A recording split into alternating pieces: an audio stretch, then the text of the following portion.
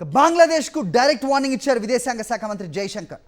ప్రతిదానికి భారతదేశమే కారణమని ఆరోపించడం మానుకోవాలని ఢాకాకు స్పష్టం చేశారు ఆయన. తాత్కాలిక ప్రభుత్వంలోని నాయకులు తరచూ భారత వ్యతిరేక వ్యాఖ్యలు చేయడంపై మండిపడ్డారు.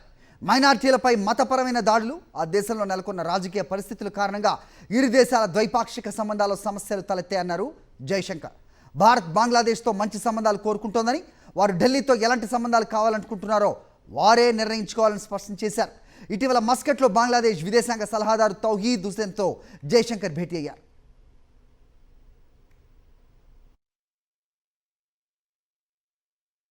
బంగ్లాదేశ్కు డైరెక్ట్ వార్నింగ్ ఇచ్చారు విదేశాంగ శాఖ మంత్రి జైశంకర్. ప్రతిదానికి భారతదేశమే కారణమని ఆరోపించడం మానుకోవాలని ఢాకాకు స్పష్టం చేశారు ఆయన. తాత్కాలిక ప్రభుత్వంలోని నాయకులు తరచూ భారత వ్యతిరేక వ్యాఖ్యలు చేయడంపై మండిపడ్డారు. మైనార్టీలపై మతపరమైన దాడులు, ఆ దేశంలో నెలకొన్న రాజకీయ పరిస్థితుల కారణంగా ఇరు దేశాల ద్వైపాక్షిక సంబంధాల్లో సమస్యలు తలెత్తాయన్నారు జైశంకర్. భారత్ బంగ్లాదేశ్తో మంచి సంబంధాలు కోరుకుంటోందని, వారు ఢిల్లీతో ఎలాంటి సంబంధాలు కావాలనుకుంటున్నారో వారే నిర్ణయించుకోవాలని స్పష్టం చేశారు. ఇటీవల మస్కట్లో బంగ్లాదేశ్ విదేశాంగ సలహాదారు తౌహీద్ హుసేన్తో జైశంకర్ భేటీ అయ్యారు.